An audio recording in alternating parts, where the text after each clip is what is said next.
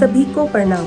आज का ये लेक्चर विशेष रूप से हमारे कॉलेज के बीएड चतुर्थ सेमेस्टर के छात्र छात्राओं को ईपीसी फाइल वर्क कैसे किया जाए यह निर्देश देने के लिए रिकॉर्ड किया गया है। हमारे कॉलेज में हिमवती नंदन बहुगुणा गढ़वाल विश्वविद्यालय द्वारा निर्धारित पाठ्यक्रम संचालित किया जाता है और इस लेक्चर को मैं अपने चैनल पे अपलोड भी कर रही हूँ, शेयर कर रही हूँ, ताकि अन्य किसी को यदि आवश्यकता हो इस प्रकरण को जानने की, इस प्रकरण से निर्देश लेने की, तो वह इसका प्रयोग कर सके। फोर्थ सेमेस्टर में कोर्स ईपीसी 4 है, अंडरस्टैंडिंग द सेल्फ। इसके तहत एक्सटर्नल वर्क के रूप में स्टूडेंट्स योगा कैंप अटेंड कर फाइल वर्क करते हैं, अपनी फाइल तैयार करते हैं, और इंटरनल वर्क के तहत सेल्फ एक्सप्रेशन यानी कि आत्माभिव्यक्ति पर वर्क कर फाइल को तैयार करते हैं। इस रिकॉर्डिंग के माध्यम से हम टॉपिक सेल्फ एक्सप्रेशन यानी कि आत्माभिव्यक्ति पर चर्चा करते हुए फाइल वर्क कैसे करना है, अपनी फाइल कैसे तैयार करनी है, इसके लिए मैं आपको कुछ आवश्यक निर्देश दूंगी। निश्चित रूप से ये आपके काम आएंगे। इस लेक्चर में जिन बिंदुओं पर हम चर्चा करने जा रहे हैं उनका उल्लेख मैं यहाँ पर करने जा रही हूँ, और इन्हीं पॉइंट्स को फॉलो करते हुए हमें सेल्फ एक्सप्रेशन पर अपनी फाइल तैयार करनी है। और ये पॉइंट्स हैं, सबसे पहले हम चर्चा करेंगे अभिव्यक्ति पर, एक्सप्रेशंस पर। इसके बाद जीव मात्र में अभिव्यक्ति एवं अभिव्यक्ति की आवश्यकता पर हम चर्चा करेंगे। इसके बाद आत्म अभिव्यक्ति की आवश्यकता पर चर्चा करते हुए एक शिक्षक के लिए आत्माभिव्यक्ति के महत्व को जानने का प्रयास करेंगे। इसके बाद आत्म अभिव्यक्ति के विभिन्न तरीकों के बारे में जानते हुए उन तरीकों में से कुछ तरीके जैसे भाषण, कहानी, कविता, निबंध, अनुकरण आदि के बारे में एक संक्षिप्त चर्चा करेंगे और जानेंगे कि अपनी फाइल में इनका उल्लेख किस तरह से करना है। हमारा मुख्य विषय है आत्माभिव्यक्ति यानी कि सेल्फ एक्सप्रेशन। आत्माभिव्यक्ति जो शब्द है ये दो भिन्न शब्दों के योग से बना है, आत्म और अभिव्यक्ति। तो आवश्यक है पहले हम ये जान ले कि अभिव्यक्ति क्या है। अभिव्यक्ति का शाब्दिक अर्थ है प्रकट करना या प्रकाशन। हम कह सकते हैं कि प्रकट करने या प्रकाशित करने की क्रिया या भाव है अभिव्यक्ति। मैं इस बात को दोबारा दोहराना चाहूंगी कि प्रकट करना या प्रकाशित करने की क्रिया या भाव है अभिव्यक्ति। लेकिन एक स्वाभाविक प्रश्न सामने आता है कि क्या प्रकट करना है अभिव्यक्ति, या क्या और किस चीज का प्रकाशन है अभिव्यक्ति। तो उत्तर के रूप में यहाँ स्पष्ट होना आवश्यक है कि मन के भाव आदि को प्रकट करने या प्रकाशित करने के लिए किए जाने वाली तमाम क्रियाएं एवं कर्म ही अभिव्यक्ति है। मन के भावों में हमारे सारे मनोवेग आ जाते हैं, जैसे हंसी, खुशी, गुस्सा, ईर्ष्या, भय, लालच, सहानुभूति आदि। इसके अलावा हमारी आवश्यकताएं, विचार आदि भी अभिव्यक्ति के तहत आते हैं। हम अपने चारों ओर यदि नोट करें तो किसी के लिए बोल दिया जाता है कि ये बड़ी हंसमुख लड़की है या लड़का है। कभी किसी के लिए बोल दिया जाता है बड़ा खुशमिजाज व्यक्ति है। किसी के लिए हम बोल देते हैं ये दयालु है, किसी के लिए बोलते हैं ईर्ष्यालु है, झगड़ालू है, गुस्सैल है, लालची है आदि आदि। किसी के भी बारे में हम जो अपनी धारणा बना लेते हैं, हम किस आधार पर बनाते हैं? निसंदेह जब दूसरा इन भावों को प्रकट करता है, हम लोगों के सामने इन भावों का प्रकाशन करता है या इन भावों को अभिव्यक्त करता है, तब जाकर के हम किसी के बारे में अपनी धारणा बना लेते हैं कि अमुक व्यक्ति ऐसा है।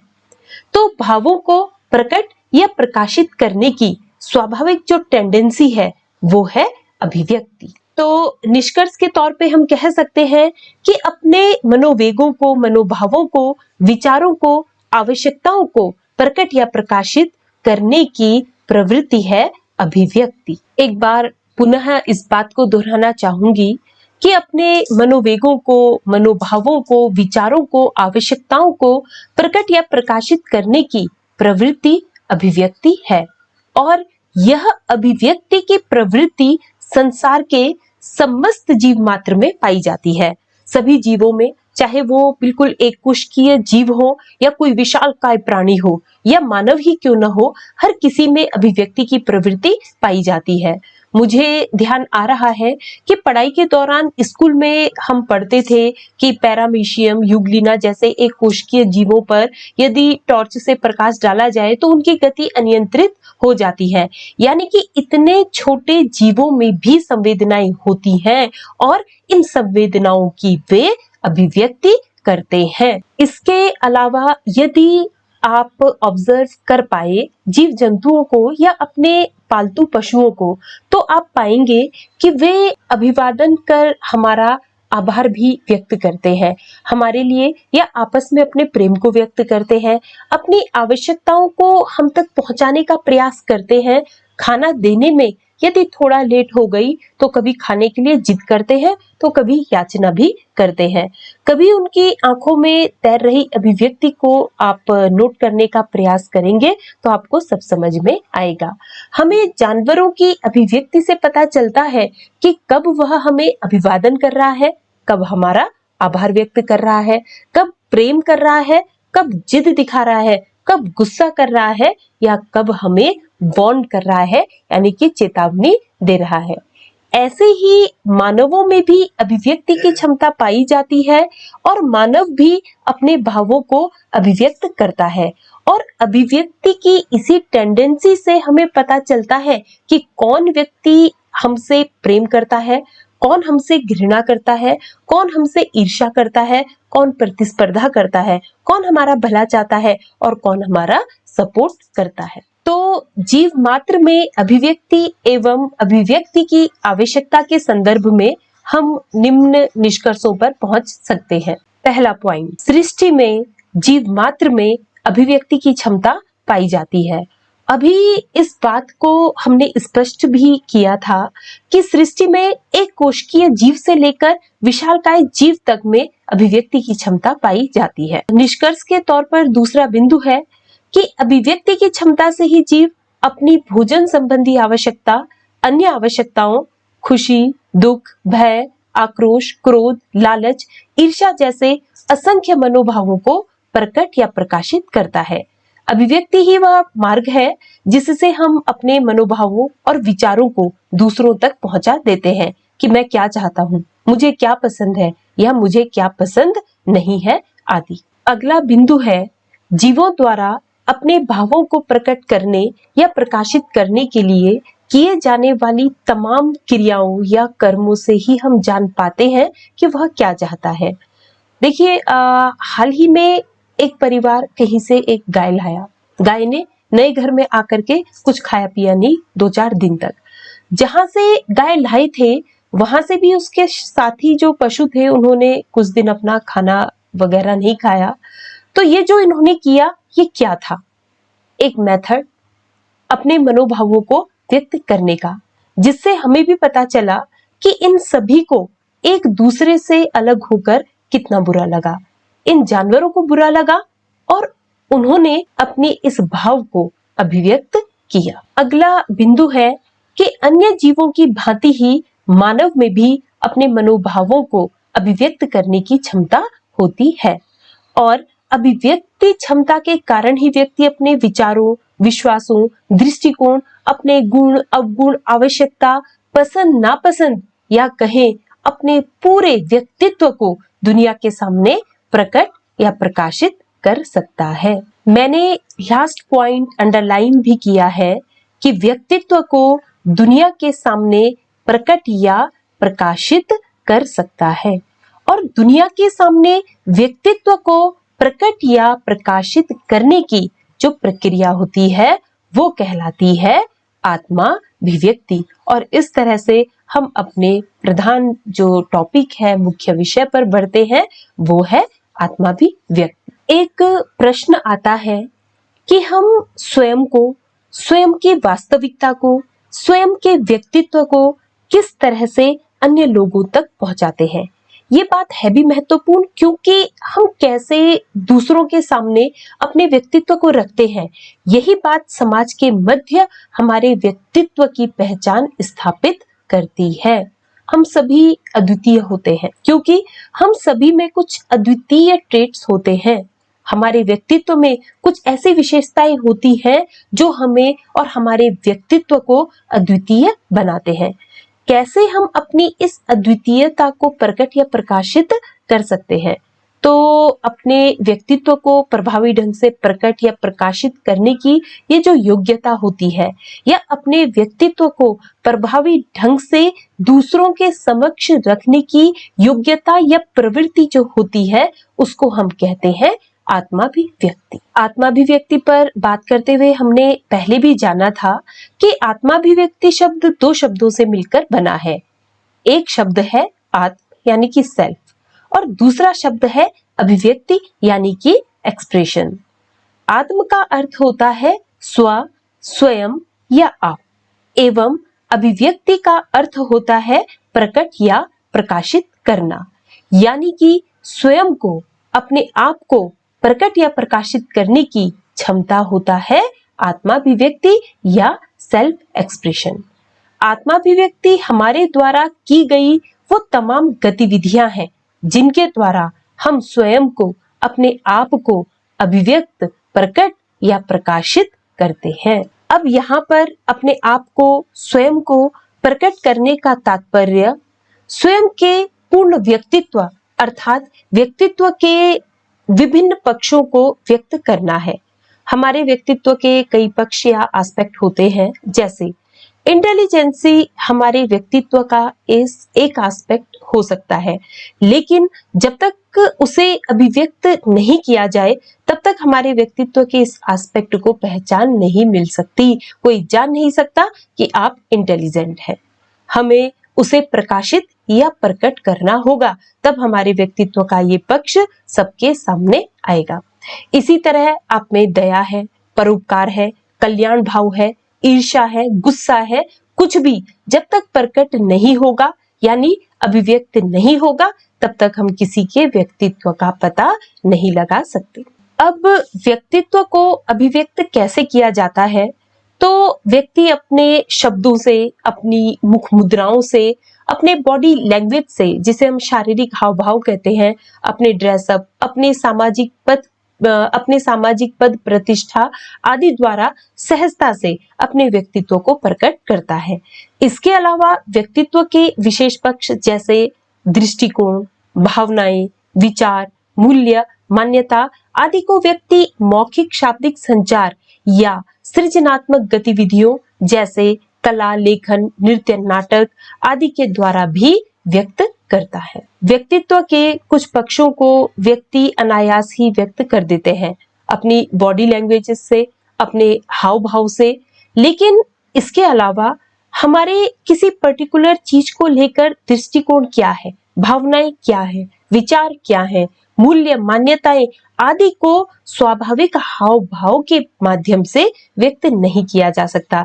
इसके लिए हम सृजनात्मक गतिविधियां करते हैं, जैसे कला, लेखन, लिख करके, है ना, नृत्य नाटिका द्वारा, नाटकों के द्वारा हम किसी पर्टिकुलर चीज के लिए अपने जो दृष्टिकोण, भावनाएं, विचार, मूल्य, मान्यता आदि का प्रकटीकरण करते हैं। कैम्ब्रिज डिक्शनरी में आत्माभिव्यक्ति को परिभाषित करते हुए लिखा है, self expression is expression of your personality, emotions, ideas, specially through art, music और एक्टिंग।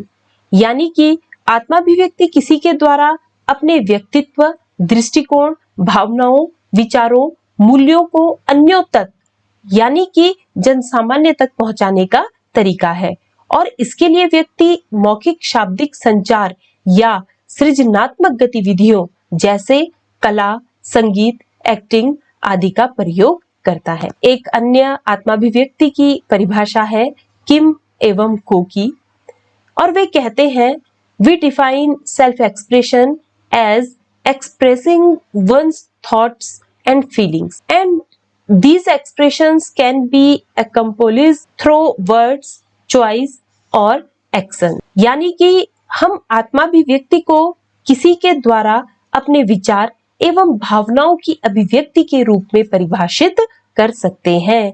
अभिव्यक्ति शब्द या कार्यों या अपने चुनाव के माध्यम से हो सकती है। अब बात करते हैं आत्माभिव्यक्ति की आवश्यकता की। तो सबसे पहली बात, आत्माभिव्यक्ति अपने आंतरिक विशेषताओं को बाहर परिलक्षित करने का सशक्त माध्यम है। आपके अंदर जितनी भी विशेषताएं हैं, समाज उन्हें तभी जान पाएगा जब आप उन्हें अभिव्यक्त करेंगे। इसलिए अगर आप अपनी तमाम विशेषताओं को समाज के सामने लाना चाहते हैं तो आपको आत्माभिव्यक्ति में पारंगत होना होगा। किसी के जीवन में आत्माभिव्यक्ति की अन्य आवश्यकता हो सकती है कि आत्माभिव्यक्ति दुनिया से इंटरेक्ट करने का सशक्त माध्यम है। हम अपने विचारों, भावनाओं को आत्माभिव्यक्ति द्वारा ही दुनिया तक पहुंचाते हैं और तभी दुनिया आपकी पसंद, नापसंद, खूबियों आदि से परिचित होती है।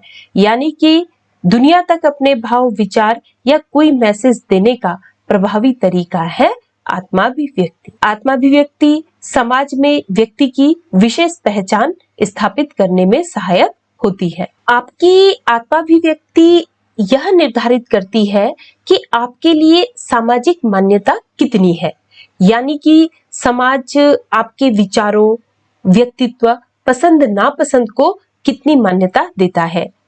अब आपकी आत्माभिव्यक्ति यदि प्रभावी है तो समाज आपको उतनी ही मान्यता देगा और आपको विशेष पहचान समाज में मिलेगी। और यदि आपकी स्व अभिव्यक्ति की क्षमता अच्छी नहीं है तो आपको विशेष पहचान नहीं मिल पाती। आपकी पहचान ही आपकी अभिव्यक्ति की क्षमता पर निर्भर होती है। आत्माभिव्यक्ति की अगली आवश्यकता या महत्ता है, आत्माभिव्यक्ति से किसी भी विषय वस्तु को प्रभावी ढंग से रख सकते हैं। यदि आप में अभिव्यक्ति की क्षमता अच्छी है तो आप जिस सेंस में जो बात रखना चाहते हैं वह वही सेंस में पहुंचेगी। वरना होता क्या है कि हम समझाना तो कुछ और चाहते हैं लेकिन दूसरा कुछ और समझ जाता है। आत्माभिव्यक्ति का अगला महत्व है किसी भी व्यक्ति के जीवन में कि अच्छी आत्माभिव्यक्ति है तो व्यक्ति का आत्मविश्वास भी अच्छा होता है। यानी कि जब आप अच्छी अभिव्यक्ति से स्वयं को प्रभावपूर्ण ढंग से अभिव्यक्त करते हैं तो स्वाभाविक रूप से आप में आत्मविश्वास बढ़ता है। आत्माभिव्यक्ति का एक अन्य महत्व है कि यह व्यक्ति की सृजनात्मक क्षमता यानी क्रिएटिविटी की जो एबिलिटी है उसको बढ़ाती है।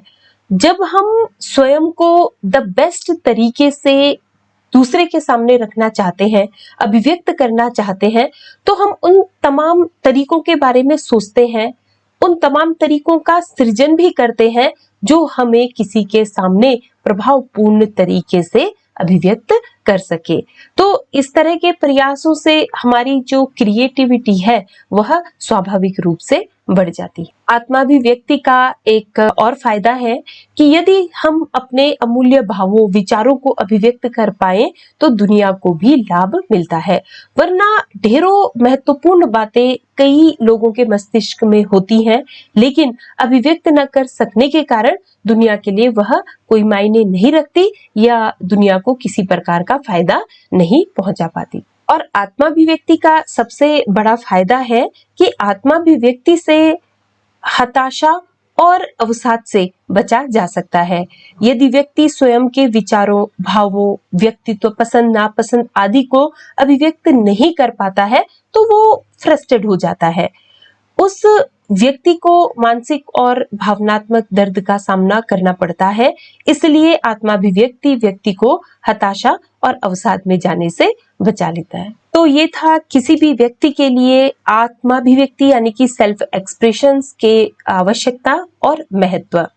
अब हम अगले बिंदु पर चलते हैं, आत्माभिव्यक्ति एवं शिक्षक। यानी एक शिक्षक के जीवन में आत्माभिव्यक्ति का क्या महत्व है। तो देखिए, समाज में सर्वाधिक प्रभावी व्यक्तित्व शिक्षक का माना जाता है क्योंकि शिक्षक के व्यक्तित्व का प्रभाव शिष्यों पर ऐसा पड़ सकता है कि उनकी दशा और दिशा बदल जाए। शिक्षक का व्यक्तित्व कई छात्रों के व्यक्तित्व को प्रभावित करता है।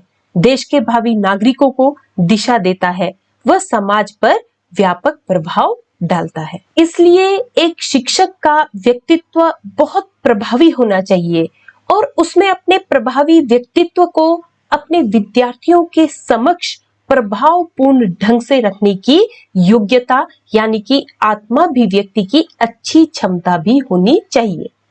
तो किसी भी टीचर से अपेक्षा की जाती है सर्वश्रेष्ठ व्यक्तित्व की, और इस श्रेष्ठ व्यक्तित्व के सर्वश्रेष्ठ पक्षों को बाहर परिलक्षित होना आवश्यक है, ताकि छात्रों पर उस श्रेष्ठ या उस महान व्यक्तित्व का प्रभाव पड़ सके और छात्र अपने जीवन में लाभान्वित हो सके। और यह तभी संभव है जब शिक्षक में प्रभावपूर्ण आत्माभिव्यक्ति की क्षमता हो। एक शिक्षक में प्रभावपूर्ण अभिव्यक्ति की क्षमता इसलिए भी होनी चाहिए ताकि वह अपने विषय वस्तु व ज्ञान को प्रभावपूर्ण ढंग से अभिव्यक्त कर सके। अच्छी अभिव्यक्ति वाला शिक्षक छात्रों के लिए किसी भी कंटेंट को सरल, सुगम और सरस बना सकता है। यदि शिक्षक देश हित, समाज हित या छात्र हित में कोई बात छात्रों के सम्मुख बोल रहा है, तभी छात्रों पर अमिट छाप पड़ सकती है जब प्रभावी ढंग से अभिव्यक्त की गई हो। इसलिए शिक्षक में आत्माभिव्यक्ति का गुण होना आवश्यक है। अब बात करते हैं आत्माभिव्यक्ति के तरीकों की। आत्माभिव्यक्ति के मुख्य रूप से दो तरीके होते हैं। एक तरीका होता है मौखिक अभिव्यक्ति, यानी कि जब आप शाब्दिक संचार के माध्यम से यानी कि बोलकर स्वयं को, स्वयं के विचारों को, स्वयं के भावों को अभिव्यक्त करते हैं। अभिव्यक्ति का दूसरा तरीका है लिखित अभिव्यक्ति, यानी कि जब हम अपने विचार, अपने भावों को लिखकर या पेन पेंसिल का प्रयोग कर व्यक्त करते हैं। अब यहाँ पर एक तालिका दी गई है जिसमें यह स्पष्ट होता है कि अभिव्यक्ति के मुख्य रूप से दो तरीके हैं, मौखिक अभिव्यक्ति और लिखित अभिव्यक्ति। मौखिक अभिव्यक्ति के अंतर्गत वार्तालाप, जैसे किसी से भी बातचीत में हम अपनी रुचि, विचार, पसंद, नापसंद आदि यानी कि व्यक्तित्व के विभिन्न एस्पेक्ट्स को अभिव्यक्त करते हैं। वाद विवाद, भाषण, कहानी सुनना, नृत्य, नाटक, नाटक में अभिनय या अनुकरण आते हैं, कविता पाठ, संगीत आदि तरीकों से व्यक्ति स्वयं के विचारों, भावों आदि को अभिव्यक्त करने का प्रयास करता है। मौखिक अभिव्यक्ति के विभिन्न तरीकों में वार्तालाप की बात हमने की थी कि बातचीत करके व्यक्ति स्वयं को व्यक्त करता है। इसी तरह भाषण, वाद विवाद द्वारा किसी भी विषय पर अपने विचारों को व्यक्त किया जाता है।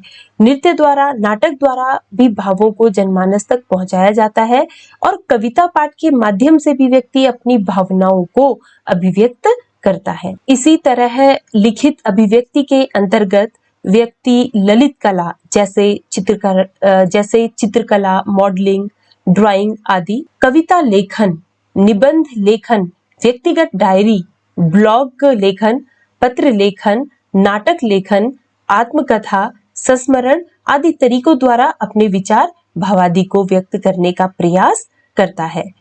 तो ये थे आत्माभिव्यक्ति के मुख्य तरीके। कुछ तरीके मौखिक अभिव्यक्ति के तहत आप लोगों के सम्मुख रखे हैं और कुछ लिखित अभिव्यक्ति के तहत आप लोगों के सामने मैंने रखने का प्रयास किया है। अब बात करते हैं फाइल वर्क की। अपना फाइल वर्क करते हुए इसी सीक्वेंस में, जिस सीक्वेंस में ये लेक्चर है, आप सेल्फ एक्सप्रेशन यानी कि आत्माभिव्यक्ति से संबंधित विभिन्न बिंदुओं को लिखते हुए स्पष्ट करेंगे। जैसे पहले अभिव्यक्ति के बारे में लिखा, उसके बाद अभिव्यक्ति की आवश्यकता या जीवों में अभिव्यक्ति को स्पष्ट करते हुए आत्माभिव्यक्ति की आवश्यकता, शिक्षक के लिए आत्माभिव्यक्ति का महत्व और आत्माभिव्यक्ति के विभिन्न तरीकों के बारे में आप लोगों को अपनी फाइल में लिखना है, ठीक इसी सीक्वेंस में जो कि स्क्रीन में मैंने दिया है। अब आत्माभिव्यक्ति के तरीकों को लिखने के बाद अंत में मौखिक और लिखित अभिव्यक्ति के विभिन्न तरीकों में से आपने दो तरीके मौखिक अभिव्यक्ति से और 2 तरीके लिखित अभिव्यक्ति से, यानी कि टोटल 4 तरीकों को सेलेक्ट करना है और उन 4 तरीकों के बारे में विस्तार से लिखना है और उन तरीकों के माध्यम से अपने विचारों को भी अभिव्यक्त करना है। और फाइल का यही पार्ट सबसे ज्यादा मात्रा में होना चाहिए और ये सबसे ज्यादा इम्पोर्टेंट है। कौन सा वाला पार्ट? जब आप तरीकों को लिख लोगे, लास्ट पॉइंट जैसे चलते हुए पहले आप अभिव्यक्ति लिखोगे, फिर आप जीव मात्र में अभिव्यक्ति एवं अभिव्यक्ति की आवश्यकता का वर्णन करोगे, फिर आप आत्माभिव्यक्ति पर आओगे, आत्माभिव्यक्ति की आवश्यकता और शिक्षक के लिए आत्माभिव्यक्ति का महत्व स्पष्ट करते हुए आत्माभिव्यक्ति के विभिन्न तरीकों के बारे में अपने फाइल में लिखोगे। उसके बाद का जो मैं कह रही हूँ ये पार्ट बहुत इंपॉर्टेंट है कि आपको 4 तरीकों पर, आत्माभिव्यक्ति के 4 तरीकों पर विस्तार से वर्णन करना है और अपने कोई न कोई विचार उन 4 तरीकों के माध्यम से रखने का प्रयास भी करना है। माना मैंने आत्माभिव्यक्ति के 4 तरीकों को अपने फाइल वर्क के लिए चुना है। पहला भाषण, दूसरा कविता, तीसरा निबंध और चौथा कहानी। अब यहाँ पर मैं आपको ये बताना चाहती हूँ कि इन चारों तरीकों के बारे में आपने अपने फाइल में क्या क्या लिखना है। जैसे सपोज पहले भाषण के बारे में आप लिखना चाहते हैं तो आप निम्न बिंदुओं में इसे लिखोगे। सबसे पहले भाषण का अर्थ और भाषण की परिभाषा, फिर भाषण के उद्देश्य, भाषण के लाभ और लास्ट में किसी भी टॉपिक पर स्वयं के द्वारा तैयार किया गया भाषण। ये आपने अपनी फाइल में लिखने हैं ये पॉइंट्स। फिर से मैं बोल रही हूँ, पहले भाषण का अर्थ जिसे हम परिचय भी बोल सकते हैं, भाषण का परिचय, भाषण की परिभाषा, भाषण के उद्देश्य। हम भाषण मतलब कोई भी अगर कार्य किया जाता है तो किसी न किसी उद्देश्य को लेकर के किया जाता है। यदि भाषण का आयोजन किया जा रहा है, प्रतियोगिताओं का आयोजन किया जा रहा है तो उस आयोजन का, उस भाषण का निश्चित रूप से कुछ उद्देश्य होता होगा। आप उस उद्देश्य को यहाँ पर लिखेंगे, उसके लाभों को लिखेंगे, भाषण के लाभों को लिखेंगे और फिर किसी भी विषय पर स्वयं के द्वारा तैयार किया गया एक भाषण आप यहाँ पर लिखेंगे। और जब आपकी प्रयोगात्मक परीक्षा होगी तो आपको अपने द्वारा लिखा गया भाषण प्रस्तुत करने के लिए कहा जा सकता है। ठीक इसी तरह से आप कविता के बारे में लिखेंगे। पहले कविता का अर्थ देंगे, परिचय देंगे कविता का, उसके बाद कविता की परिभाषा देंगे, कविता के उद्देश्य देंगे, कविता के लाभ बताएंगे और किसी भी विषय पर स्वयं द्वारा तैयार की गई कविता को आप अपनी फाइल पे लिखेंगे और एग्जामिनर अगर आपको आदेशित करते हैं तो आप उसका प्रस्तुतिकरण भी करेंगे। इसी तरह से निबंध अगर आपने चुना है तो सबसे पहले आप निबंध का परिचय देंगे अर्थ देते हुए, निबंध की परिभाषा लिखेंगे अपनी फाइल में, फिर निबंध लेखन के उद्देश्यों को स्पष्ट करेंगे, फिर निबंध लिखने के लाभ बताएंगे और फिर किसी भी विषय पर स्वयं द्वारा तैयार किया गया निबंध आप लिखेंगे। इसी तरह अगर आप चौथा जो तरीका कहानी लेना चाहते हैं तो सबसे पहले अपनी फाइल में आप कहानी का अर्थ लिखेंगे, उसका परिचय देंगे, कहानी की परिभाषा देंगे, कहानी लेखन के या कहानी के उद्देश्य स्पष्ट करेंगे, कहानी के लाभ लिखेंगे और किसी भी विषय पर स्वयं द्वारा तैयार की गई कहानी को आप अपनी फाइल में लिखेंगे और एग्जामिनर के सामने आवश्यकता पड़ने पर आप उसको प्रस्तुत भी करेंगे।